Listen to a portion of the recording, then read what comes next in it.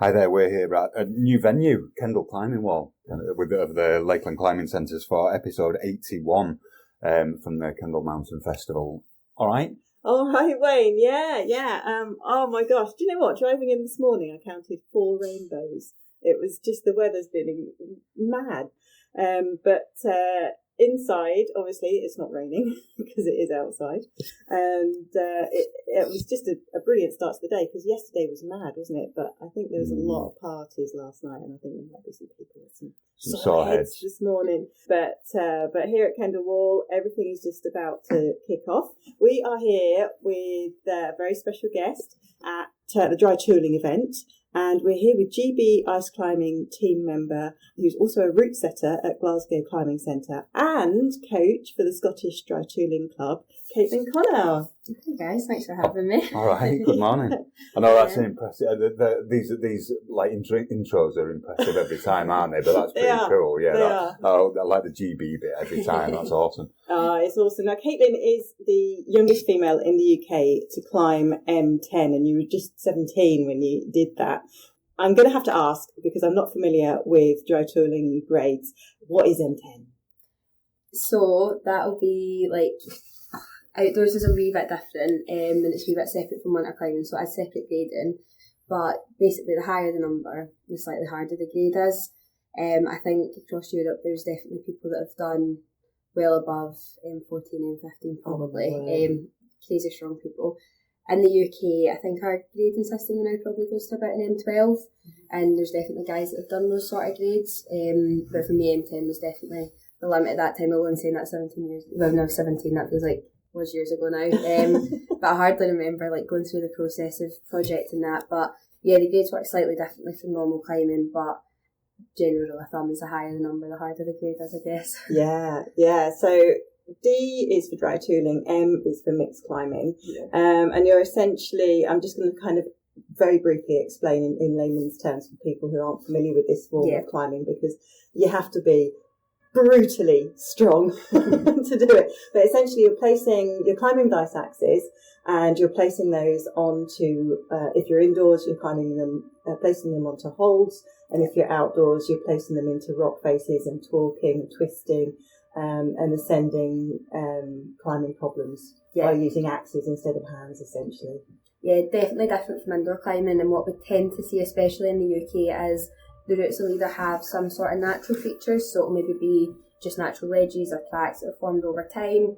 But when we've got tooling specific crags, ones that are normally deemed not good enough for sport climbing, so we kind of like to make sure that we're not ruining that side of the sport also. So if it's not deemed good enough for sport climbing, what you'll sometimes see, especially in the UK, is the guys that are kind of boating it will drill the holds and just make them a wee bit deeper so that the routes are actually more doable. Natural dry tooling is very different to ones that have maybe been drilled. It's terrifying. And it's just, it feels super sketchy, but also just to make sure that people can actually go and try it, we like to drill it and just make it a wee bit safer. So totally different from indoor climbing. Like you say, we just use normal holds. The ones we train on in Glasgow tend to be competition specific ones, just because that's what we've kind of been focused on the last couple of years. So it's a lot of tiny wee metal holds and wee plastic ones that have the smallest dimples you could imagine, but it works, and your ice axe is normally pretty sharp. So that's got my mind buzzing about how that works, and the feel of climbing normally with fingertips compared to the feel with an axe or something. Must be something else. It's so different. We were doing we had a lot of chats about it yesterday actually when we were running the dry tooling sessions at the wall, and we had quite a lot of people that were already climbers, so they were like, I just joined to try something new and just see a wee bit of the sport. And because you've got almost like that middleman, it's not just your fingers to the rock. Until you do dry tooling for a wee while, it's really hard to understand how much pressure or how far away you can pull from the rock. But with an axe, you see quite a lot of people, it looks a wee bit more explosive sometimes when they fall off, because they'll ping and it'll just be so sudden. Whereas climbing, you can sometimes tell because people maybe get starting to slip or something. You see like a wee foot slip, and you can almost see it happening before it happens. Whereas with dry tooling, like if you watch any of the online like competitions and the live streams and stuff, it is honestly just you're off. Hanging, and it's just so unpredictable. And I think that's part of the sport. That's maybe, don't get me wrong, rock climbing and bouldering as well are definitely unpredictable, and I competed doing that for a wee while as well. But dry tooling is just so different because you've got axes in your hand and you've got foot boots on your feet, so you're not connected to the wall in the same way you are with normal climbing. So I think that's definitely the biggest difference. So you've used a technical term there, foot boots. So it'd be really good to explain a little bit more what those are. And then also, do you have different types of ice axes for outdoors, for training, for competitions? Yeah, so I'll chat a wee bit about foot boots first. So we use foot boots for competing, and what we do at competitions is we'll basically have a wall. It's normally outdoors, and it'll just be loads of plywood, and we'll put the holds on top of the plywood. So it gives us the freedom to kick our feet wherever we want, which is lovely. And then you try and climb somewhere like Kendal where it's slightly different. It's not plywood, it's placing your feet, which is a wee bit more similar to outdoor dry tooling. And if you don't do it very often, that's definitely... I was playing around yesterday and I was like, oh, this feels so weird, like going back to doing this, because I'm used to just the freedom of kicking my feet wherever. So foot boots are super, super light. They've got like loads of different brands now. At the minute I'm using La Sportiva, but the last couple of years I was using Scarpa, so I think it's just a wee bit of mix of finding what works best for you. The rakes that you get on the bottom and your front points, they'll vary as well. People use different brands. I tend to use Kuganogi. It's what I kind of started competing on, and it's just what I really like their stuff, so that's what I'm using at the minute. And then for my axes, they're also Kuganogi at the minute for my competition ones. I've got a lot of picks that I've kind of had for the last couple of years, so I've not had to actually buy any new gear for the competition stuff specifically, just because I've had an awful lot of it. But the picks and axes, I just rotate the picks for different comps. We can sharpen them, reuse them. But now we're kind of in a place where the sport's growing massively, so there's a lot of different people and a lot of people just across different countries that are competing also that are designing and creating their own axes. So there's so many new ones on the market now, which is really cool. But for competition, again, the same as the foot boots, it tends to be a bit lighter than your normal winter gear. So if I'm going out winter climbing, I just use my Petsonomics. They're just my go-tos. They're comfortable. I like them. The picks that I've got for them now are pretty comfortable. But yeah, they're totally different to my competition axes. The weight difference is different. Just the angle and everything. So sometimes if you're switching between the two, you're like, this feels a wee bit funny. You need to get into the groove of it. And just on the boots then, so you're just describing about kicking in the board and stuff. Is it a boot with a crampon on? Do you still putting crampons on? Yeah, so you normally get a front. I'm putting it my feet as if I know. We always get that, don't worry. Just a wee bit easy to explain it. So rather than like your normal like B2 or B3 where you'll have like your full crampon, the boot will come with a front crampon rake and a back one. For competitions, we take the back one off. I do know people that have used their foot boots outdoors. My feet get so cold that it just would be uncomfortable more than anything. But if you were ever going to try something like really hard mixture or something, it's really good to have the option to put the back crampon on as well. But it just makes them super lightweight compared to anything that you maybe see people using in the mountains.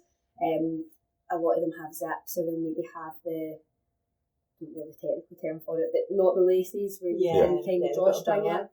Or a boa, some of them have a boa. So for competition, it's just like super quick and easy, but definitely a lot less faff than what you might see with like your traditional winter climbing kit. So very different. And I guess just because of the nature of the sport and the amount that you're doing with your training and everything, you'll be in a harness a lot. Is there anything particular you look for when you're using a harness? So when we train, we don't actually tend to use a harness so often. For competitions now, I'm using a Petso one. It's actually a new one, so I can't remember the exact model off the top of my head. I think I'd lost my old one and I was in a bit of a panic to get one. Before that, I was using the Sitta harness, I think. For me, I quite like Petso. It's just comfortable and I know they fit me quite well. But really what I'm looking for is just something that's super lightweight. I like to have one, if possible, that I can get the clips on for your screw gates. Just so it's a wee bit more versatile rather than having 2 or 3 harnesses when you don't really need it. So something that's lightweight, super comfortable. I'm definitely not at that level of the sport where every gram is counting yet. So if it's a wee bit heavy, it's a wee bit heavy, but just super light and super comfortable, because you are sitting in a harness all day, you're constantly putting it on and off. For training we tend to boulder, so it's not really something that we're putting a lot of wear and tear on, so that's pretty handy. Yeah. Oh, that's really interesting. So yeah, all the training is effectively bouldering with ice axes. For the most part, yeah. You're a RAB sponsored athlete. Yes. And you obviously, as you explained, you climb indoors for comps, you climb outdoors for comps as well. You compete on the European and the world circuit. Have you got a go-to piece of kit that you take with you on every comp or every outdoor climb? Oh, I don't know, for every outdoor climb. Yeah, that's a tricky one because Scotland, you need everything anyway. I know, I was thinking that. I've always got like 4 or 5 pieces that I just grab and go. I think since I've been with Dad for so long, I've been with him since I was about 15. Oh, wow. So about 7 years now. So over that time, I've accumulated an awful lot of kit. So, see, to be honest, I'm probably in a position now where I actually just rotate quite a lot of things. I'm very lucky to have kind of more than one of what I would need. Although my favourite, I don't know, it's so difficult. My favourite piece is probably just like my Gore-Tex. Is it my Gore-Tex? I don't know. I actually don't know. That would be too difficult. I think there was a magazine edit that we were doing, like, must have been last year, and they asked the same question. I was like, well, I'll send you 5 because there's 5, and I had to really, really think about it. So I don't know. I think I'm in a very fortunate position that I do rotate a lot of kit, and I've got lots of options and lots of little cupboards at home. So yeah. But you do, for Scotland outdoors, you need so much. You need so much. You need that pack full of lovely layers. I think the best answer that I've ever heard on that is somebody just said Haribo. You know, it was like, what's the best piece of kit you take? Haribo. What? It was like, I'd never take any. Yeah, that's always in my kit. Yeah, absolutely. Yeah. You're on the road to the 2030 Winter Olympics, Caitlin. What does your training regime look like? So at the minute, we're still waiting to hear back from the Olympics. I think it's in a wee bit of a limbo now. We've got a kind of group of people that will work alongside the Olympic Committee. So hopefully we'll find out about that over the next wee while. But if not for 2030, we're hopeful for the kind of following year that they host that. But at the minute, my training tends to be about 3 days a week. So I do a few other things on the side, like I've recently started playing rugby again, and that's really good for like cardio and fitness. So I'll do that twice a week. But for my climbing, it tends to be 2 pretty heavy days where I'll be in most evening. We'll sometimes we'll train as a team, which is really nice. So we'll sometimes do like an endurance session. Sometimes we'll focus on like trying some of the new holds if that's what we've got. That takes a massive amount of time to get used to different holds and stuff. So sometimes we do just need to spend the time actually getting used to them. And then one of the days, I do quite a lot of coaching for the youth at the Scottish Triathlon Club. So I'll do a wee bit of coaching with the guys, which I think for me actually is probably just as much training as normally anyways, because I'm in about it climbing with them, and then I'll normally do an hour before or after. And then the weekend, it's not so much training, it's more just getting out and about if we can. If conditions are in for whatever sort of climbing, then the aim is that we're away climbing at the weekend. So during the evening after work, it tends to be kind of 3 nights, and it just depends how long we're there. It can be hours, or sometimes we'll go in and do, an hour and a half or 2 hours, but it's really quite intense, and you're go from the beginning. But again, it varies all the time. We're coming up to the comp season now, which is really interesting because we actually tend to train a little less during the comp season. This year the comps aren't quite so compact, but we've had years where it's been weekend after weekend, and by the time you're going back to work on Monday, and then you're getting the day off on Friday to travel, and between you're washing all your kit, you're redoing it, there's lots of logistical things that need to happen also, so that takes up a lot of time. And during the comp season, it's funny, you almost will feel really strong at the end of the season, or you'll feel like a sack of potatoes and be like, I'm so weak right now, and sometimes it's just your luck. But it'll probably start to take over the next wee while, just because we've got our first comp this weekend. And then it gets a wee bit busier into the new year. So. Oh, fantastic. It sounds full on, and now hopefully winter has arrived in Scotland big time.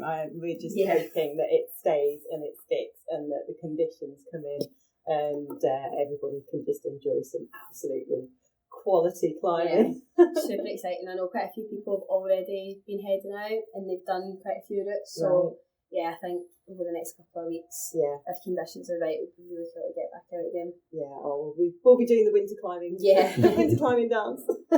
Caitlin, thank you so much. If people would like to learn more about Caitlin Connor, you can visit her website at caitlinconnor.co.uk. And if you would like to learn how to get into dry tooling, you can also visit the Scottish Dry Tooling Club website, and you'll find that at scottishdrytoolingclub.square.site. If you are already well into your winter climbing and you need to just stock up for your equipment for what is going to be just an amazing season, winter season ahead of us, you can find everything you need at our shops at climbers-shop.com. And if you're looking for a little bit of inspiration and free knowledge, then you can access that at joebrownoutdooracademy.com.